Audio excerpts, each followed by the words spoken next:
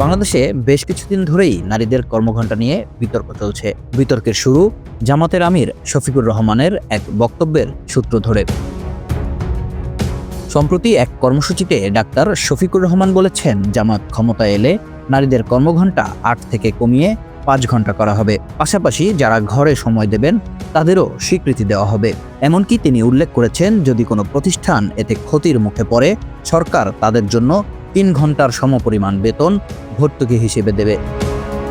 তবে জামাত আমিরের এই প্রস্তাব বাস্তবসম্মত কিনা, নাকি শুধুই ভোট প্রচারের কৌশল, তা নিয়েই চলছে তুমুল আলোচনা। দেশের বিশাল অর্থনৈতিক ও শ্রমশক্তির প্রেক্ষাপটে জামাতের এই পরিকল্পনা কতটা বাস্তবসম্মত সেটি নিয়েও জোরে সোরে প্রশ্ন উঠেছে।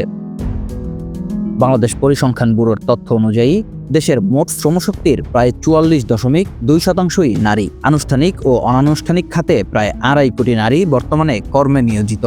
অর্থনীতিবিদরা বলছেন, যদি নারীদের ৫ ঘন্টা কর্মঘণ্টা দেওয়ার পর বাকি ৩ ঘন্টার বেতন সরকার ভর্তুকি হিসেবে দেয়, তবে শুধু পোশাক শিল্পেই ১৬,০০০ কোটি টাকা প্রয়োজন।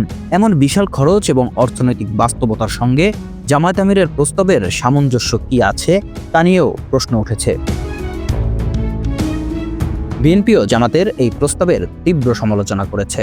তাদের মতে, জামায়াত নারীদের অন্দরমহলে বন্দী রাখতে চায়। নারী অধিকার কর্মীরা বলছেন, এটি কেবল রাজনৈতিক প্রচারণা। তাদের দাবি, নারীদের কর্মক্ষেত্রে বৈষম্য দূর করা, বেতন ও পদোন্নতি নিশ্চিত করা উচিত, কর্মঘণ্টা কমানো নয়। তবে জামাতের সহকারী সেক্রেটারি জেনারেল হামিদুর রহমান আজাদ দাবি করেন, ৫ ঘন্টা কাজের মাধ্যমে বেকারদেরও কর্মসংস্থান সৃষ্টি হবে। তিনি আরও বলেন, সরকারের ভর্তুকি নিয়ে সমালোচনা অযৌক্তিক। তবে নারী অধিকার কর্মীরা বলছেন, এ ধরনের পরিকল্পনা কেবল নারীদের নিয়ন্ত্রণ এবং রাজনৈতিক প্রচারণারই অংশ।